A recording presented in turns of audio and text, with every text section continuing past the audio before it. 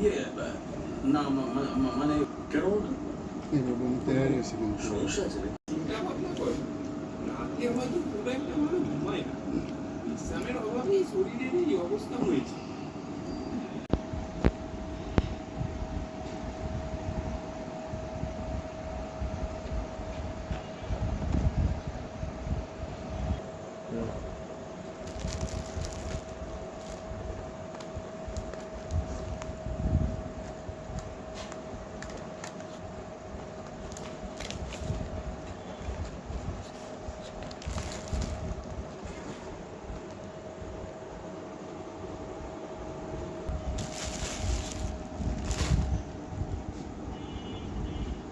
এই সুযোগে যদি গ্রাম থেকে ঘুরে আসি তাহলে হয়তো গল্পের জন্য ভালো কোনো প্লট পাবো।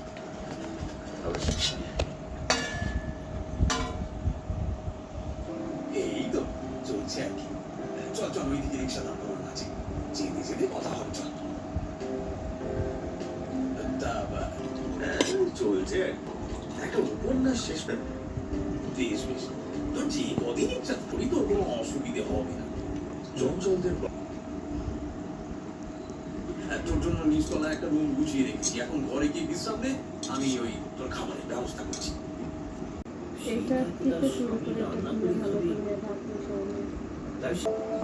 আমি থাকতে তুমি রান্না করে খাবে? এ হতে পারে না। আর আমি ঠিক হয়ে গেছি, তুমি কেন এত চিন্তা করছো? সকালে সে তার স্ত্রীকে ডেকে বললো, কিন্তু সপ্তাহখানেকের জন্য কোথাও ঘুরে আসি চলো।